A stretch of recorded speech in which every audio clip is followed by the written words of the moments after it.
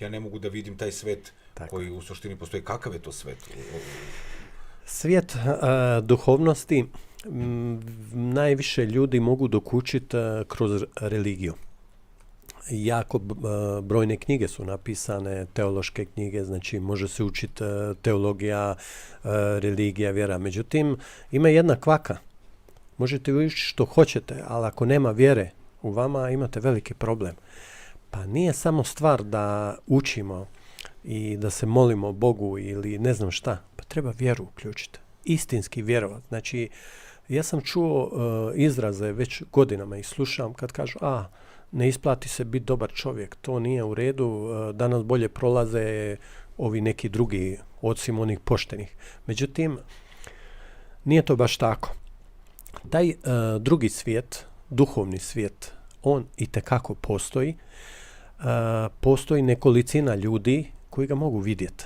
On je cijelo vrijeme oko nas, tu je. Mi ga zovemo duhovni svijet, neki ga zovu Božji svijet ili ne znam već kako je. Naravno da ljudi koji se bave fiksirani su na ovozemaljski život, na fizičku razinu, ne mogu ući u njega. Ja osobno nemam vidovitost razvijenu da mogu vidjeti. Međutim, itekako jedno moje dijete koje ima dar otvoreno treće oko u segmentu da može vidjeti druge stvari. Ja govorim o svom djetetu, i meni svaki dan dolaze učenici kod mene učiti koji su izuzetno talentirani, vidoviti, jednostavno vide druga bića, vide sve, to postoji. Sve ono što piše u Božjim knjigama o sistematizaciji anđela, arhanđela, to sve postoji i sve funkcionira. Taj drugi svijet potpuno funkcionira. Dapače, ovaj naš je jedna, znači u mom svijetu, ako nešto ja kreiram i u duhovnom svijetu, energetski ga stvorim, on se manifestira. Isto kao što smo malo prije pričali za bolesti, da se one prvo kreiraju i stvaraju u energetskom tijelu i iza toga se materializiraju i onda i mi vidimo u obliku dijagnoze. Ista je priča o ljudima. Ovo malo ste vi prije bili dotakli tu temu, to je meni fantastično bilo i pitanje, odnosno konstatacija. Mi možemo upravljati svojim životom. Apsolutno možemo, samo se trebamo učiti, trebamo otkriti mehanizme kako se to radi. Jer ima nešto koje je iznad svega, a to su Božji zakoni.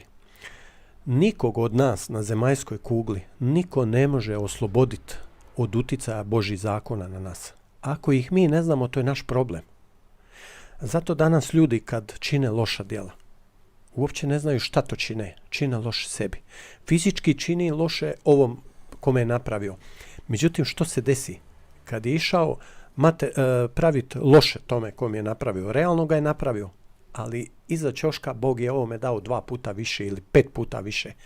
A ovaj koji je to napravio, on je na svoju dušu, sad ulazimo u onaj segment u početku koji smo doticali, bolesne duše, upravo je to napravio. Napravio je bolest na svoju dušu.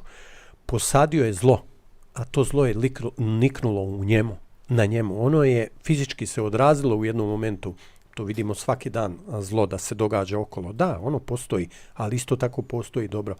Znači, niko vas, mene i vas ne može osloboditi od uticaja Božjih zakona. Da li mi njih znamo, bit će nam lakše.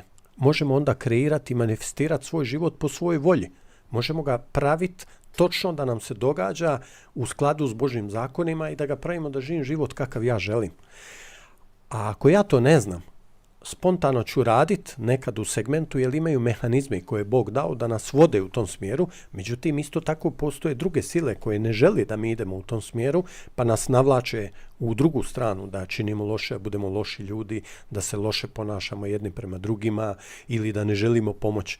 Danas kad sam putovao iz Zagreba do vas, slušao sam neurokirurga, ali čovjek je očigledno još više od toga kad on kaže istraživanja. Današnja neuroznanost je stigla do toga da su dokazali da je prva ljudska postavka dobrota, osjećaj, empatija za drugog i pomaganje.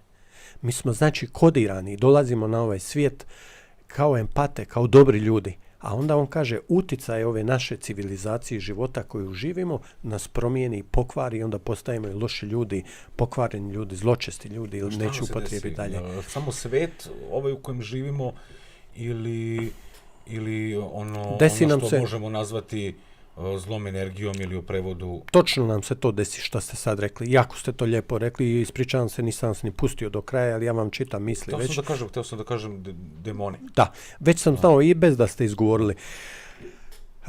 Trebamo znati da ovdje na zemaljskoj kugli u fizičkoj razini gospodar je takozvani princ tame. Oni su tu gospodari. I oni sve čine, oni se ne mogu spojiti na božansku energiju, mi možemo. Znači ljudska bića s našom dušom, mi sa lakoćom ćemo se spojiti na Božju energiju i nemamo nikakvih problema. Međutim, ovi drugi moraju parazitirati. Znači ne mogu doći do svoje energije, nikako do Božje energije koja je neophodna za život i šta rade? Parazitira. Pravi od tebe, daje ti svakodnevno ponude. Samo ljudi ne očekuju da će neko doći s riječima mu dati ponudu, ali nije tako. On će tebi dati misao. Da će ti misao u tvoju glavu da će ti biti dobro ako odeš i pokradeš novce od ovog drugog. Jer mi znamo da ovaj naš svijet je i duhovan i materijalan. Novci su nešto što je neophodno nama da živimo u svakodnevnom životu i što im imamo više, naš život je ugodniji i ljepši. I oni sami po sebi uopće nisu loši. Niti je neka sramota biti bogat, imat novaca, to uopće nije sramota. Ali je važno kako si došao do tih novaca. Kako si ti njih zaradio? Da li si ih zaradio na častan način ili si zaradio da nečija majka plače tamo i cvili ili nečija djeca da nemaju da jedu kruha. Znači, to je važno. Druga stvar koja je isto tako važna je da napravimo balans. Balans između duhovnog i materijalnog. Znači, da se ne razvijamo samo u materijalnom svijetu, nego da se razvijamo i u duhovnom, da širimo našu svijest, spoznaju o Bogu, o božanskim energijama, o Božjim i o Božjim zakonima i pravilima i onda uopće nema problem. Kod Boga ima izobilje. Poslaće ti. Ali daj napravi balans i u energetskom, u duhovnom, izgradi sebe kao dobrog čovjeka, oplemeni svoju dušu, makni se ovih koji ti cijelo vrijeme nude nešto.